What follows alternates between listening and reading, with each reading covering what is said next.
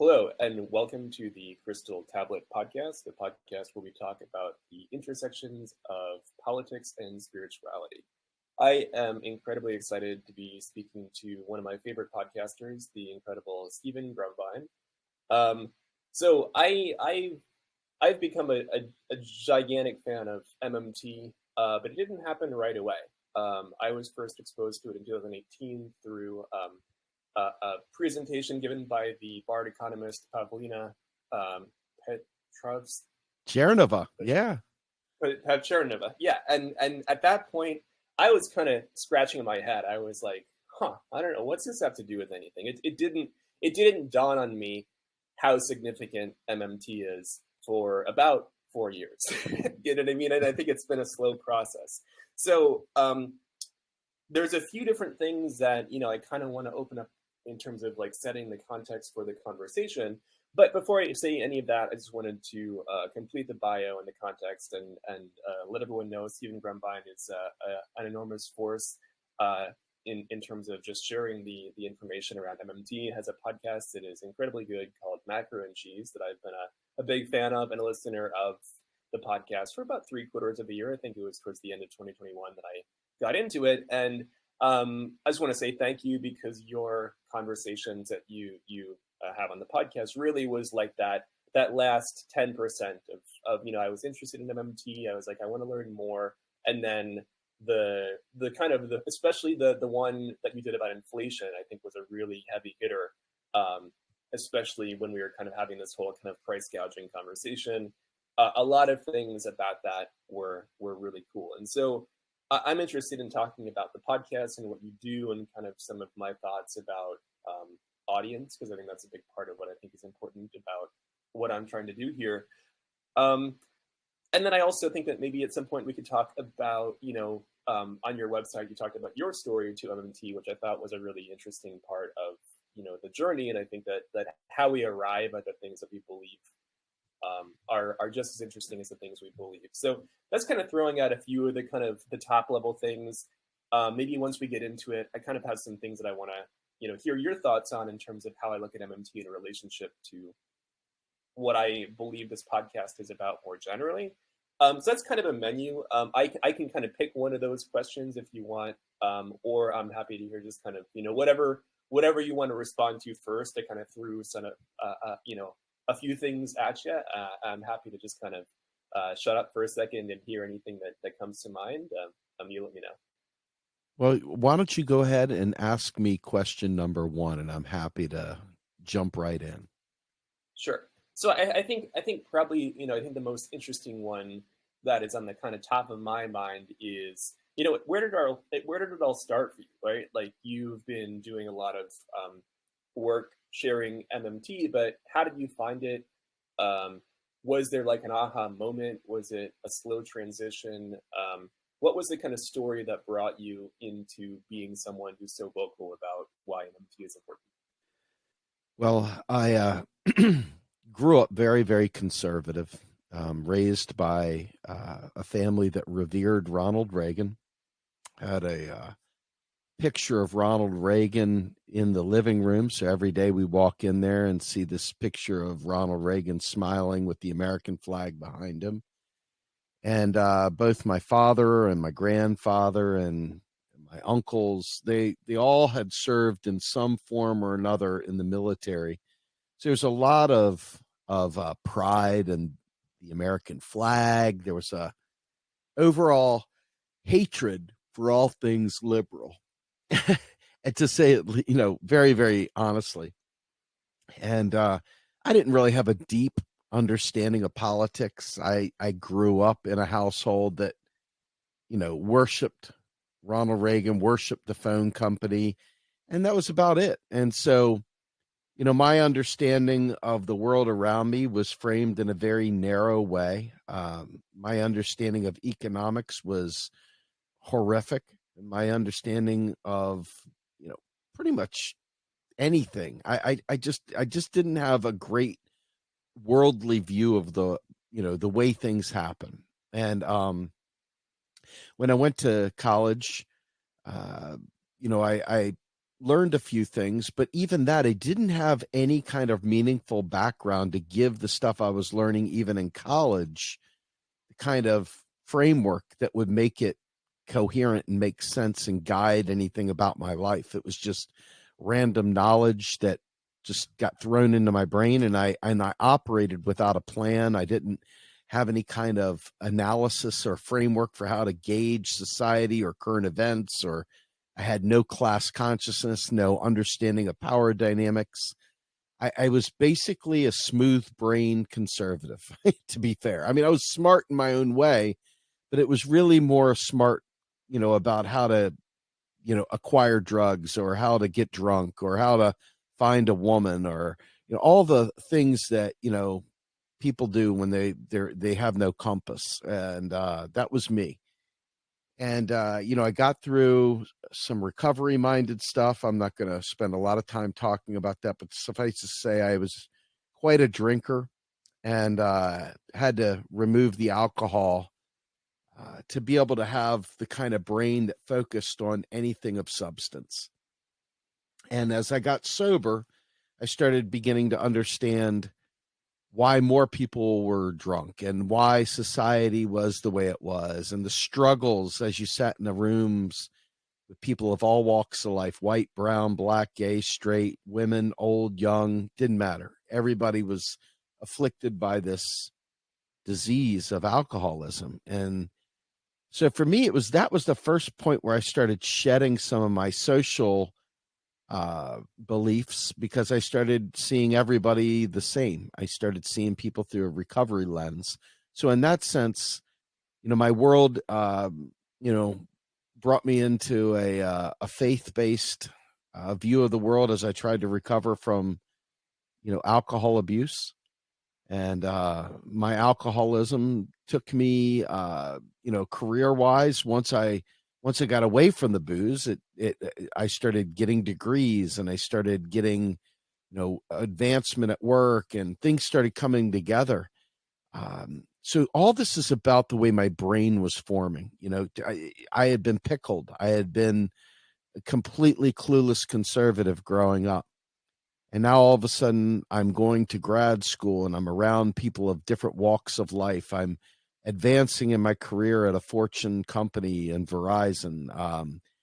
Everything was changing. And then the great financial crisis hit in 2007, 2008, and 2009 timeframe. And my 17-year career at Verizon ended. My final drink and all came also with some legal problems, being pulled over and arrested for drunk driving and possession. So all these things were happening at once. And as I got sober, as I started putting a few minutes of sobriety behind me, and I started really developing more of an understanding of the business and of the world around me, it's just so happened that modern monetary theory was being discussed in one of the Facebook groups that I ran, called Grumbine's Political Mosh Pit, which is no longer in existence. And in Grumbine's Political Mosh Pit, there was lots of people talking about economics, and there was a few of them. Warren Mosler, who was the father of modern monetary theory, was in there. I had no idea he was anybody that mattered. I didn't know. My friend Bruce Patrick, who was one of my mods, was friends with all these MMTers, and he started telling me all about, what do you think a dollar is? And he would ask me these kind of sideways questions, and I was sort of interested and sort of not interested, sort of annoyed, actually. Like many people probably are annoyed when they hear about MMT the first 10, 20 times. But the global financial crisis was hitting. And I had just finished 2 master's degrees. I just gotten a Master of Business Administration and a Master of Science and Technology Management. So I had just been through all these economics courses, and now I'm an MBA. So now I know everything, And so this MMT thing was kind of really, really causing me a lot of problems, because I had just spent a lot of money to get educated. And I realized that all this Austrian right-wing neoliberal thinking, this neoclassical thinking that I had been taught in grad school was just completely incorrect. And so this journey began with people, trying to teach me MMT, with me running a Facebook group, with me getting sober, and now an external constraint. We've got the great financial crisis kicking in. And so on July 24th, 2009, I lost a 17-year career at Verizon. I was now a guy that was incredibly educated, 2 master's degrees, tons and tons and tons of certifications, and quite frankly, an economy that has no jobs. And so I was trying to make heads or tails of things. And so MMT started becoming interesting to me. It started really taking on a life of its own as I considered what the implications were. And you could say that it was in search of my own answers for my own person. But little by little, as I realized that taxes, the role of taxes, and that federal taxes were just merely a tax credit that the government imposes on you so that you'll use its currency and so that it can buy your labor and buy your goods and services. This whole relationship really turned my entire world on its head, because I had been a Republican my whole life. I believed that, you're wasting my hard-earned tax dollars and all this stuff was a thing. And then I found out that it wasn't a thing. It wasn't real at all, that federal taxation is just received to keep you needing the currency, but the actual tax is deleted. Just like, if you take points off of a board, a hockey game, you take the points off the board, where'd the points go? Well, they're deleted. They don't exist anymore. You add points on, where did they come from? I don't know. I keystroked them in. That's the same thing with our money system. That's how it works. And it just seemed too simple to kind of be the truth. There's no way this could be this simple. I'm looking for this much more complex truth, and it's really just not that complex. It's really just simple that the government holds the patent on the U.S. dollar. The U.S. dollar is a creature of law. It set that thing into motion, created all the parameters around it by law.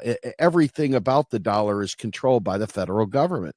Federal government chose to allow a central bank, and it created the central bank in 1913 with Federal Reserve Act. There's so many things that you just start peeling back and realizing, and so it became very interesting to me, and it started becoming a core part of how I analyzed what had happened to me personally, why I was unemployed, why I, with all these degrees, couldn't find work. And I just started understanding better the way that the news would come on. When I'd hear the news, I'd say, wait, that's not true. That's not real. And the more I realized where the lies were, I'd go to church, and the church would be lying about where money came from. I would go to, the kids' school, my children's schools, and the teachers would say it incorrectly. I would go to the laundromat, and they would have magazines laying around that said it incorrectly. And you watch your sitcoms, and folks like Roseanne Barr would be mocking her sister for, supporting Jill Stein, because after all, if the only problem with socialism, eventually you run out of other people's money, and all these other things that sound so real, but they're not real. They have no basis in reality whatsoever. And so it was this desperate need for truth that drove me forward. And the further I got into it, the more I realized how intertwined every aspect of our lives was around this simple truth, that the federal government in the United States and currency issuing governments around the world, not just the U.S., all issue their own currency. They do all have a central bank, and they all just spend money into existence when they write a law. So all of this knowledge created new bubbles of enthusiasm, new energy toward learning about a federal job guarantee, learning about how we can survive the climate crisis, learning about how, well, God, if all these businesses have all these coal firing plants, however can we change and save ourselves from extinction? And I thought, the federal government can actually retrofit every smokestack in the damn country. It can do it all. And once these lights started going off. And once these neural connections started replacing the old neural connections that told me about this false scarcity narrative and this false idea that the United States government was drowning in debt and that the deficit was scary and all these horrible lies that we've been fed our whole life, it started deprogramming myself. And it made me realize that if I didn't fight tooth and nail for this every single day, I wouldn't be able to live with myself. So I needed to make sure that people knew that this isn't some system we've got to implement. It's just that we're all ignorant of the system as it is. And because of that, we allow false narratives to control our lives. And when that became solid, I could grip it. I could see it. I knew it inherently. I was able to prove it empirically. Once I got to that point, everything changed. And then I haven't been able to look back since. And that's the birth of the two nonprofits that we started, Real Progressives, Real Progress in Action, my podcast, Macro and Cheese, my show that I do on Real Progress in Action, which is The Rogue Scholar. And, now also co-host over at Status Quo with Jordan Chariton.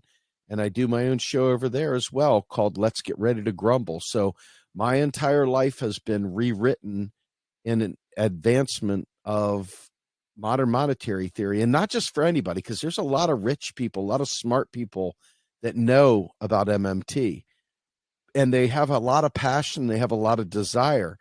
The difference between the work that I think I'm trying to do that has come out of this and the work I think others are doing is that I'm a guy that's suffering too. I have teeth that are missing. I have health problems. I have children with special needs. I have all kinds of problems that came from prior neoliberal situations that caused my life to go into hell. And so as a direct result of that, the fundamental changes that occur to me have pushed me into this space to where, literally everything now is about debunking, changing, altering, bringing awareness, teaching when possible. Anyone that will listen, Republican, Democrat, Libertarian, doesn't matter. Anyone that's willing to hear about modern monetary theory is the audience at this point, because everyone needs to know it. Because all the fights we have, Democrats, Republicans, almost every one of them are a pitch battle over a fake thing that doesn't exist. This fake idea that we're out of money and that we're broke and that we can't do nice things. So that's the long answer to your question. Nice. Wonderful. Yeah. I loved hearing, I mean, it's just, it's really it's wonderful to hear kind of how that all happened. I think that there's a few different thoughts that I have in mind. One thing I did want to do, just because in case someone listens to this who has no idea what MMT is, and it's like MMT, or I think there's something about you're dropping all these things are kind of like knowledge bombs. You're like, whoa, wait, what? But for people who, I mean, I think many people have no idea what half of what you're saying is, or what I said for that matter, if you don't already have a basic understanding of what MMT is or what the context is. And so I will link to that video you sent me, Federation of Money, because I think that does a really good job of giving you the overall top level stuff. However, if someone doesn't want to stop this recording, go listen to you talk on YouTube for an hour and then come back. Is there a sort of like a 5-minute, like what is the elevator pitch on a top level? Yeah, like what's the elevator pitch, just to be like, here's what this thing is, and this is what you need to know if you only have 5 minutes in the elevator. Yeah, or less. So the elevator pitch for MMT is that anybody can create a currency. The key is getting someone to accept it, right? The thing that makes the US dollar have acceptance is that the federal government imposes a tax payable only in its unit of account, aka the US dollar. And when I say unit of account, if you think about what a unit of account is, a unit of account would be like an inch, a centimeter, a millimeter, a pound, a degree. These are units of account. They're accounting for something. In this case, it's an account of dollars or an account of money or tally sticks or check marks or gold coins or whatever it is you want to call it. The idea here in the modern times is that governments, and really this isn't that modern, but in terms of our here and now, governments create their own currency. Federal governments, like national governments, create their own state currency. And there's a guy named Friedrich Knapp that wrote a book a long time ago called State Theory of Money. And basically, you realize that money is a creature of the state, not a private thing. It's a public thing. It was always a public monopoly. It was always a public purpose. It was always intended for the government to use to provision itself so that it could build roads, create schools, do whatever.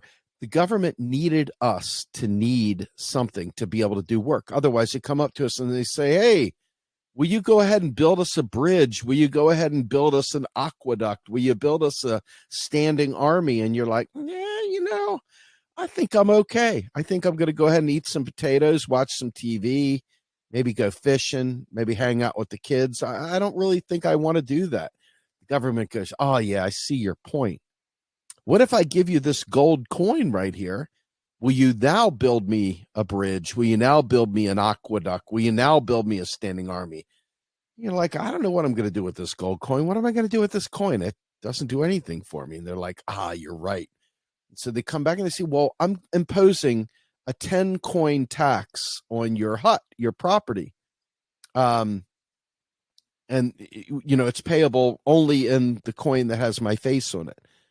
And you're like, well, how do I get the coin to pay you this tax? And the person's like, well, thank you for asking. I need to build an aqueduct. I need to build a road. I need to build a standing army. So the tax was what created the first unemployed person. The tax is what also gives the money its value, gives it its staying power. You can't lose faith in something. You'll go to jail if you don't pay your taxes in US dollars. So the idea of what if we lose faith in the dollar, all these things, not a thing. So at the end of the day, MMT says that the dollar in the United States case could be Britain, the pound sterling, or Japan, the yen, or China, the yuan. At the end of the day, it is a tax credit. The government issues them by spending them onto a bill. Like the new bill is to create 5,000 roadways. So we put money in there. By keystroke, the government authorizes that via its constitutional authority. And Article 1, Section 8 of the United States Constitution gives the power of the purse to Congress. Congress alone has the authority to spend new money into existence. So Congress writes a bill, Senate, signs off on it, the president signs off on it. That bill, if it has monies associated with it, is sent to the Federal Reserve, who then in turn keystrokes, as the nation's central bank, keystrokes those dollars into the Treasury's account. If the Treasury is supposed to receive $5 billion, the person at the Federal Reserve simply on their keyboard types in the number 5,000 into the Treasury's account, and money is in the Treasury's account. No printing occurred. So ultimately, what you would think of as MMT is a description of modern economics. A modern, free-floating, sovereign fiat currency is what MMT describes, or modern monetary theory. And we currently in the United States have a sovereign, free-floating, non-convertible to gold fiat currency that floats on the open market, cannot be debased because there is no base, because it's free-floating. Meaning that its value goes up and down on the international markets, but domestically at home, when the federal government spends money on a program or a project, it is the price setter. So MMT describes how money comes into the economy, how it's created, which is via congressional authority and then keystroked into existence at the Fed, into the Treasury's accounts, which are then spent to whatever vendors they approve to receive those dollars. And that's how money gets into the economy right there. And that, in essence, is the MMT framework. It says that, if we have unemployment, the deficit's too low. Spend more money and spend it till we get to full employment. Yeah, full employment is the real constraint on our spending is the availability of real resources. And what could be more of a real resource than labor? So the idea here is that MMT shows us what the real resource constraints are. It shows us how money comes to be.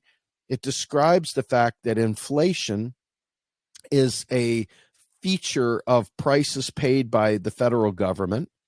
Anything that is not brought on by the federal government paying higher prices for something is what we call a relative value story. You only have inflation when the currency issuing government chooses to pay a higher price for whether it be labor, a good, or a service. Once the federal government chooses to pay a higher price for its services, that's when you have real meaningful inflation. It also shows us that the real resources are what matters, that the money is irrelevant, that the money is the least interesting thing, that in fact, if we have real resources available for purchase, then we can spend up to the point of us not having real resources available. We saw this happen during the pandemic as an example. So MMT is a study of the way a modern fiat currency operates. It describes the legal relationship between the unit of account, which is the dollar. It describes the tax as the thing that drives the need for the currency. And it says that spending and taxation are not together. They don't have any relationship with one another. There's nothing that stops us from spending as much as we want, as long as there's real resources available for purchase. We tax. The tax level should be high enough to continue the need for the currency, but not so high that it depresses demand, unless we have a need to depress demand or we have a need to facilitate demand. So you would raise and lower taxes to enhance or slow down the economy. It's more of a meter on your equalizer. It's not a funding mechanism.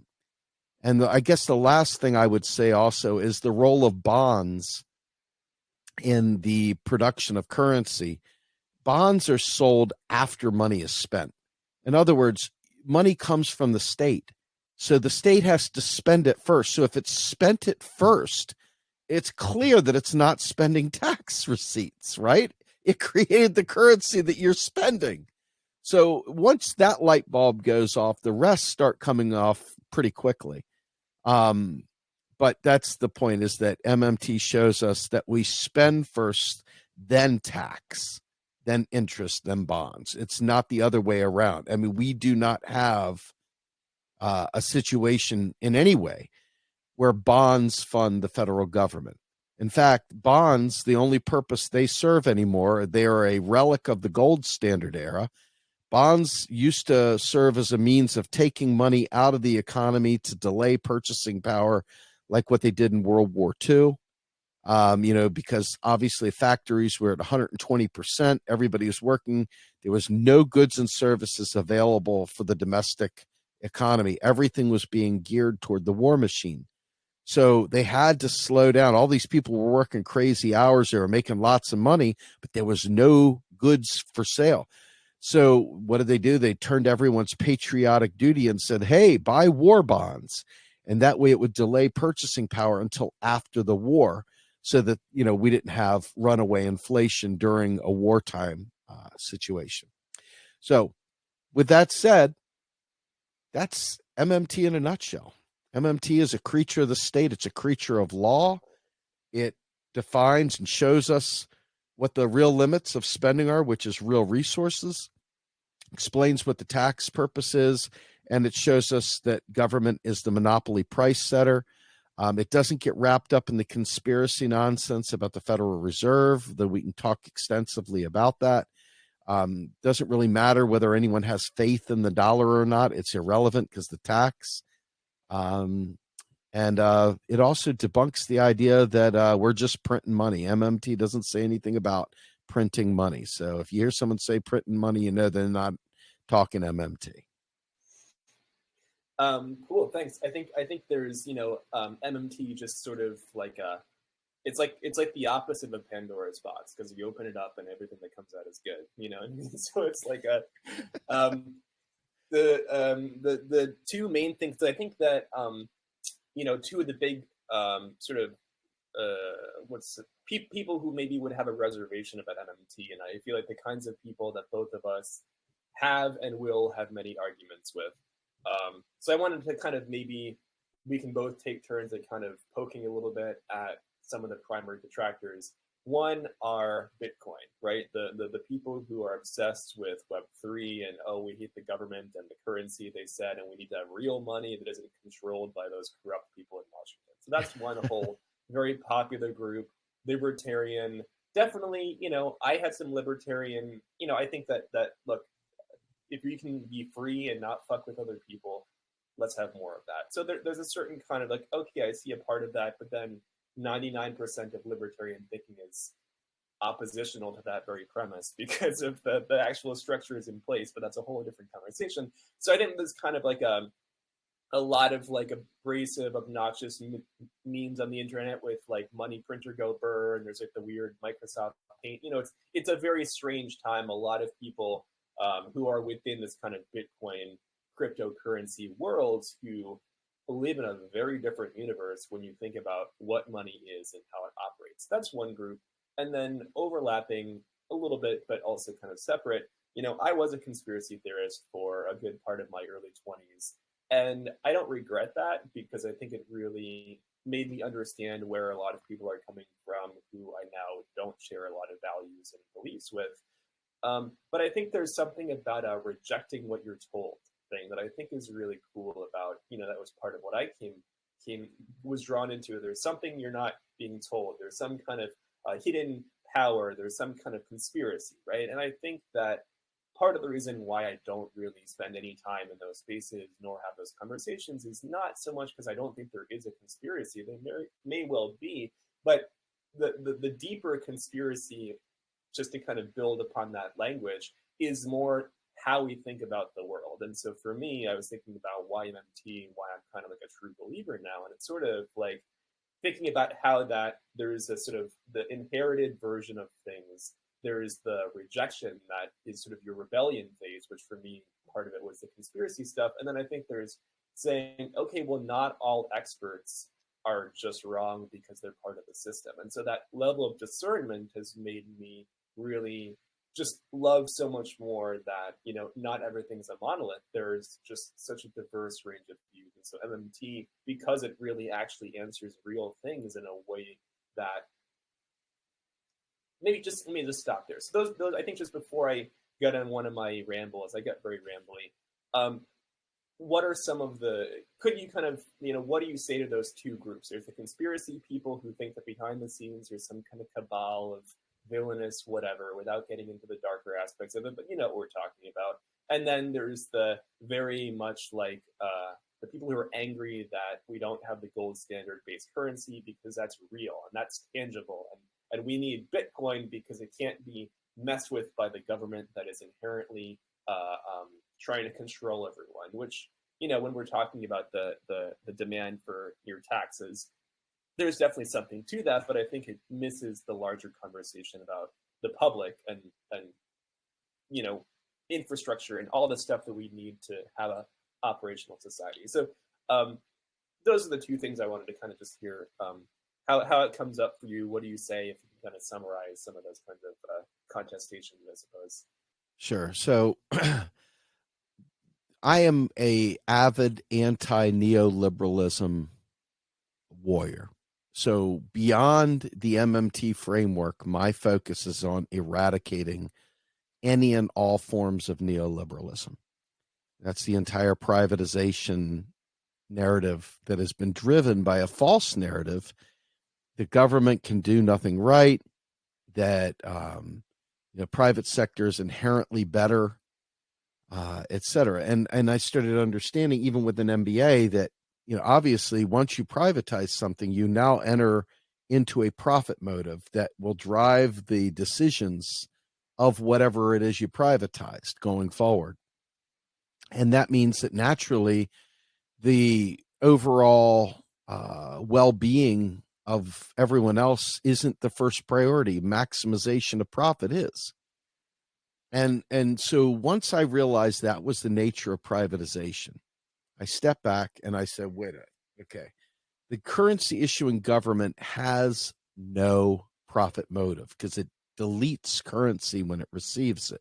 Just like when you go to a football game or a concert, they take your ticket, they rip it up, they give you a stub back so you can put it in your collectible book. But otherwise, the stub's done its job. It doesn't have any value anymore.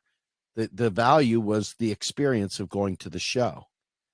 And perhaps the seat, wherever, the location where you got to experience the show costs more money for a more robust experience down closer to the stage than perhaps up in the nosebleeds, whatever.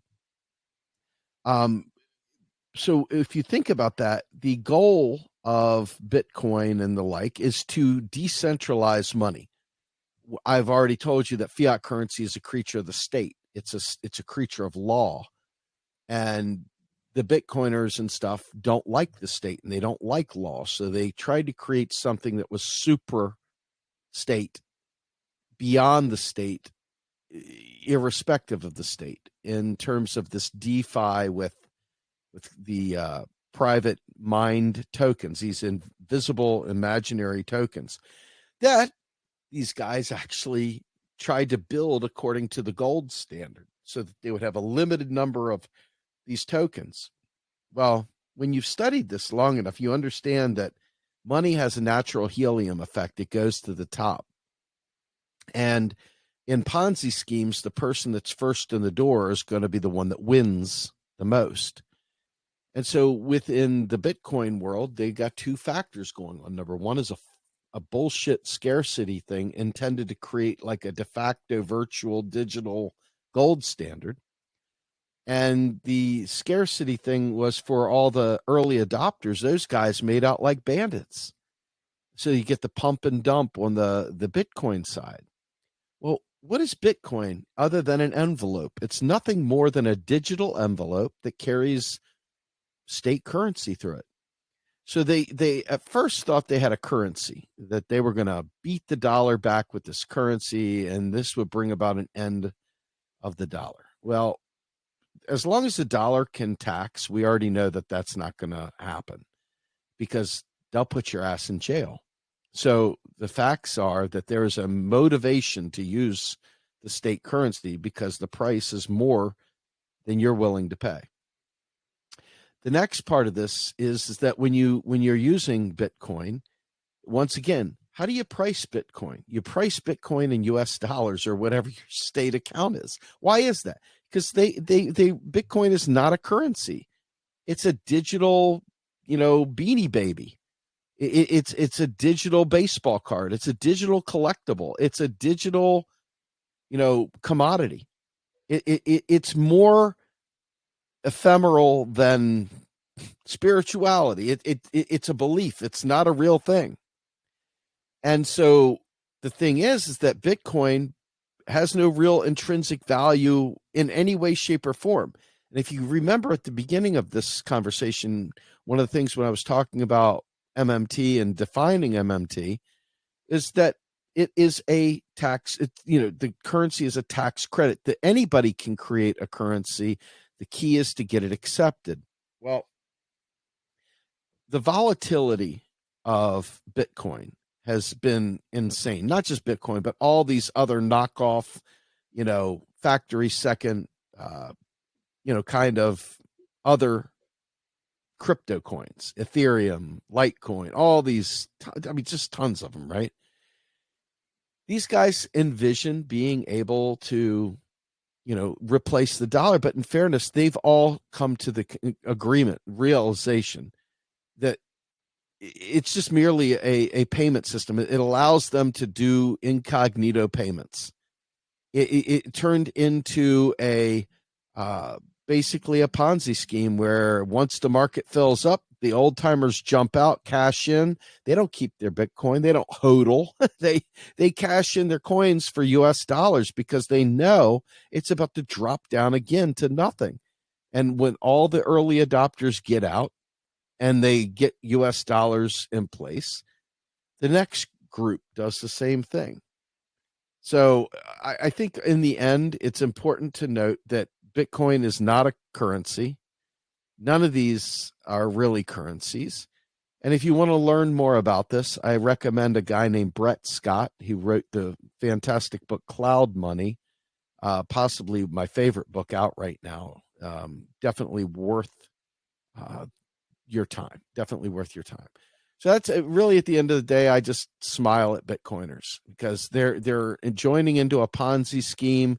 They're not owning a currency in any way, shape, or form, and the dollar is in no way, shape, or form in jeopardy of Bitcoin taking it over. So it's just a libertarian wet dream somewhere off in the world. They're dreaming about Bitcoin, and it's not really anything. So that's what I would say to you about that. I mean, there's a lot of other valuable things that maybe can come from blockchain technology, the underlying technology, but as far as it being a currency, that it takes more faith in that than it does to to have faith in a god because it's just complete vapor. There's nothing there. So just to push the conversation forwards, I wanted to, I think maybe segue to what I think is probably the most exciting thing about MMT and why to me it's so important, um, which to me is the shift. Stephanie Kelton talks about the Copernican shift, and I kind of love that because it has this sort of audacity about it. It's like MMT is asking you to shift your mindset as much as the difference between seeing the sun as being, going around the earth or being the center of the solar system. And I think that to me, and I'm curious to hear your thoughts about this and maybe some responses. But fundamentally, I came to MMT in part because I just got so fed up with the left. I've loosely identified as a leftist since I was a teenager, different flavors of it. Kind of I was a socialist for a while, and then I was like, oh, anarchism's kind of cool, and then I had a very brief sort of like, oh, communism seems kind of, it's kind of, it's for me, it's always felt like there's some flavor of leftist ideology that I'm drawn to all of it because I just want to see, like we were talking about, my life has been pretty set back financially, and the culprit in my mind has always been capitalism, and I've always been really mad about it, and I've been frustrated that I have these big dreams and aspirations like we all do, and so much of the time I'm stuck doing something really if it's not degrading, it just feels like a real waste of time, and that's because the cost of living is what it is, and so um wishing to see a world that is a little bit less confined and shackled by this sort of tyranny of all of us being forced to participate in these unjust systems that just reinforce all these different inequalities has been the reason why I keep kind of coming back to something left. Oh, maybe there's something there. They talk about we look at worker gains, and we see that's part of the history of the labor movement and all that kind of stuff. And I just, after a while, it just feels just like all ideology and all grandstanding about this revolution, and it just feels like a lot of bullying and a lot of people who just want to yell at each other, and that definitely made me really want to step back a second and say, could this really work? And honestly, I kind of start shaking my head and say, if there's going to be, leftist infighting is sort of like it's so common, it's sort of like a joke, it's like everyone's always infighting. And it's a Monty Python pitch. It can be, it's comedic, and there's Facebook groups that are dedicated just towards getting a rise out of people based on their faction, and there's lots of different oh, such and such the ANCAPs or whatever, fuck the ANCAPs, right, and all that kind of thing, and fuck the end caps. I agree with that, but it still just starts to feel like this is not a way that a country, a society, a city, or a town could ever operate. It's just like endless bickering, and no one ever, in my experience, seems really interested in solving real problems that we all have to deal with. Like, what am I gonna, what are we gonna do for, it's like it's very hypothetical. It's very if only we could get to this very, very grand social transformation that didn't quite work out the last century. And so I guess, being kind of trapped in that, I think for me, has started to feel really just missing the point, and like if it doesn't feel like it's really about solving real problems in the way that I define that for myself. Of course, many people would disagree with that, I'm sure, but But just in my journey, that's what happened. And so I think that, one of the things that MMT really does for me is it as you were saying earlier, it takes away the money problem. All of a sudden, it's not about the money, and it's about political will. It's about social purpose. And I think that what I think really makes it so important is that it says, and with that in mind, let's like give a shit, right? Like, how could we structure in a society? How could we have a society that is actually there to help people, right? And so for me, I think government really stinks a lot of the time. It's very authoritarian, it's very oppressive, but it doesn't have to be. And that's the thing, kind of when we're talking about privatization, there is an incentive built into a private model, which is to be abusive and exploitative. It may not be. You kind of have some really great businesses that can exist, but the inherent tendency, in my understanding, is the profit motive will eventually triumph. Maybe not right away, but it's always there. Whereas in the public model, when governments are very violent and oppressive, as they often are, at least there's this kind of rosy mandate to like serve the public, and I love the library, and that's like the one thing that, we can point to and say, look, at least we have libraries, right? It can do something good for people. Just because it doesn't mean that it can't. And I think that's kind of, with that background and that perspective, that's why I think MMT is like this thing that I really hope, we can all just keep coming back to, because that fundamental recognition that we can do anything that we want to do if we set our mind to it. And we have some real bad problems coming our way, especially around climate change. And if we could just get our heads out of our asses and start to actually try to find ways to make things work, there's no barrier to that. And MMT is like that. It opens the gate and says, okay, but now actually what do we need to do? So that's kind of, that's where I've come to. I have a bunch of other sort of related thoughts, kind of wondering if that kind of lines up with how you see it, and any thoughts about, how MMT can move the conversation forwards, so that instead of talking about how we pay it forward or pay go or whatever it is, we can actually talk about shifting the priorities towards how do we actually live in a better world. Let's get this done. Like, and how do we make that happen, that move, if we're on the same page with this? Well, I think you got a lot of it right. I think that I look at MMT as a great mask revealer, right?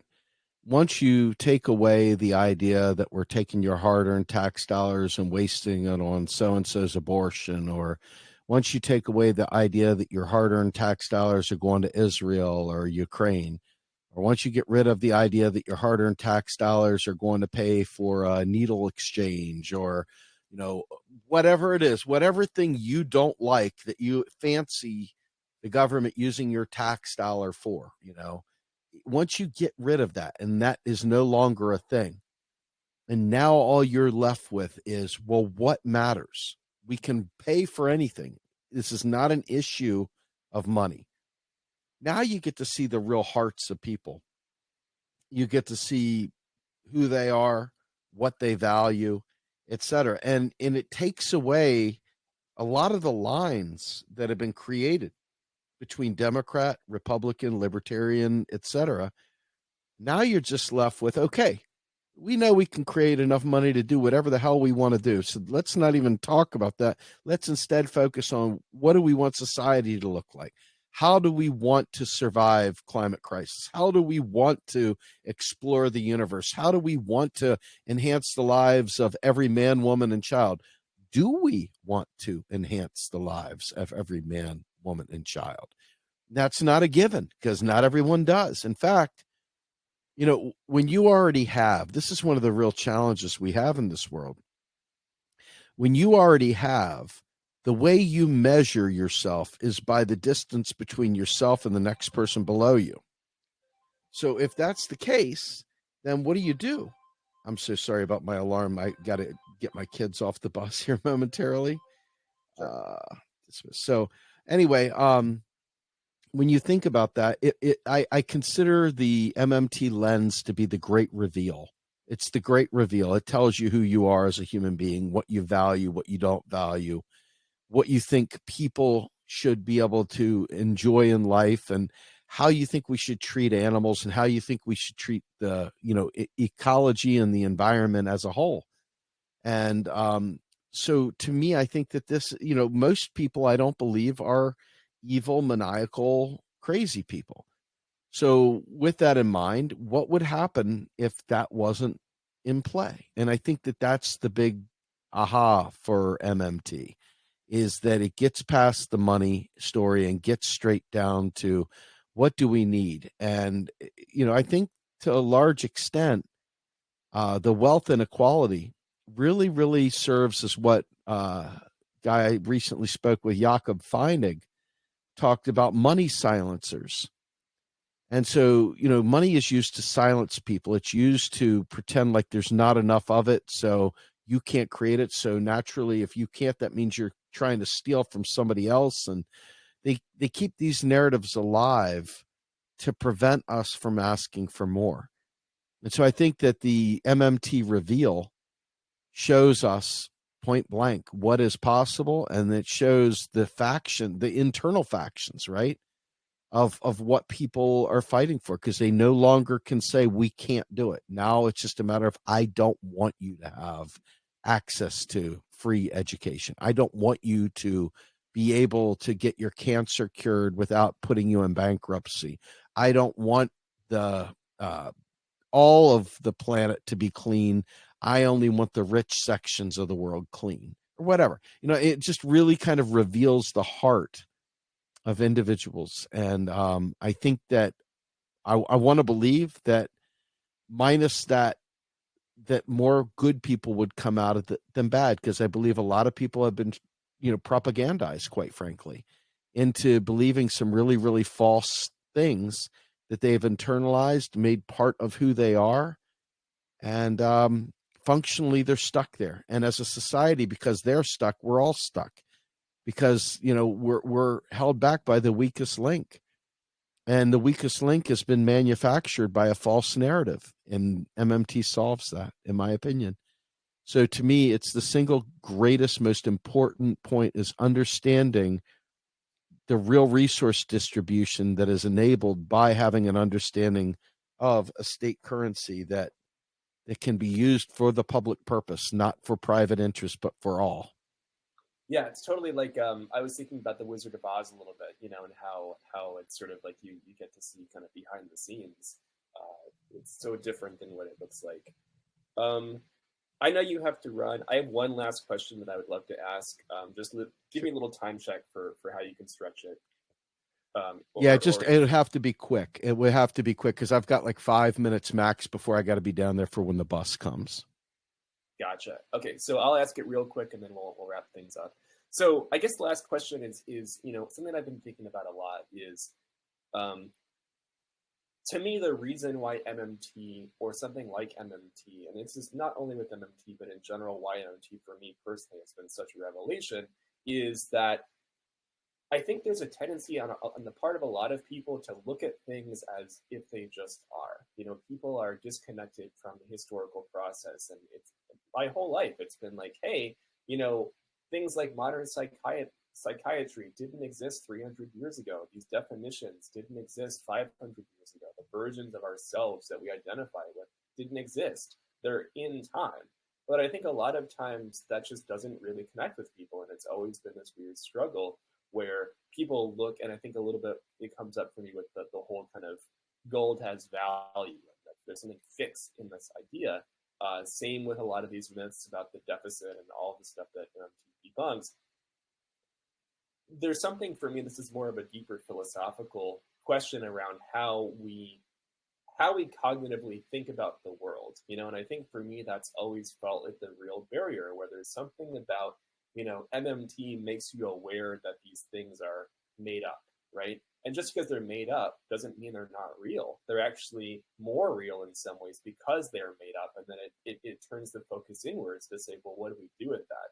But there's this sort of like, there's some kind of a shift there where if you look at things as fixed, like currency just is a certain way, without really being able to make that kind of like loosening up your thinking, to see that it is just these series of projections and concepts and layers with a history that has been interpreted differently throughout time, it seems to me like it's kind of hard to get that segue to happen, if that makes any sense. And so I'm kind of curious if you see that, and have you had any experience in, it's like going from the sort of like the world is a certain way, kind of talking about, when you're talking about the things Ronald Reagan at the beginning of this conversation, to then being like, oh, maybe it's not like that. And MMT is a sort of way to conceptually reframe things. And I think the accessibility of it is so important, because I think a lot of people struggle to make that leap from it is to it is, and then it becomes more like you can work with it in a different way. So anything about that, I think that's really kind of, for me, the deepest part of it that really resonates around sort of the conceptual process. So there's an article, and this is not specifically an MMT article, but there's an article by a gentleman named Roger Malcolm Mitchell, who has his own blog called Myth Fighter. And on August 13th, 2010, he wrote an article called Monetary Sovereignty. And in there, he talked about the U.S. dollar was created out of thin air by law. And he goes through this whole process of how all the rules and everything else and its value are directly conjured up by that law, by that federal government, by that. So when you think about that, that means that we can alter the laws. They're not permanent. There's nothing permanent here other than, hey, we've got to find a way to provision society. We've got to find a way to make sure that resources are distributed. And obviously, we're in a perverse neoliberal capitalist society right now that has placed profit above all else and has changed the narratives of everything that we care about, from healthcare to school and education to the environment, in terms of how it impacts profit. So, from my vantage point, I think to myself that it's instructive that we can make society how we want it, that we can create laws and stuff like that, or we can govern with analysis based on certain things that we previously have not been willing to consider. That we're so locked into the way things are is the way they always will be. We know that's not the case. And so from my vantage point, I think MMT unlocks the door to, hey, you said dream a better dream. Well, I dreamed a better dream. Now let's talk about how to make it reality. And that's what MMT does right there. It gives us the pathway to making something, reality. Wow. That is a great place to end it. I think it's poetic, and it opens the door, which I think what is a big part of what I think both of us are really deeply passionate about. It's like let's talk about the doing it. We can put aside we can't for all these reasons. Now, what can we make? And I really love that, because it's grounded in a theory that provides a real, genuine basis that isn't around some political party or some ideology. It's just It's based on observation, and I think that's the part of it that is really cool.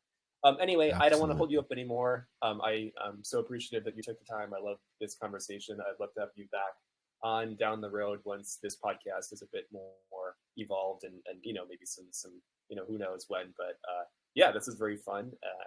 Thank you so much. You got it, man. Have a good one. Take care now. All right. Take care. Bye-bye. Goodbye.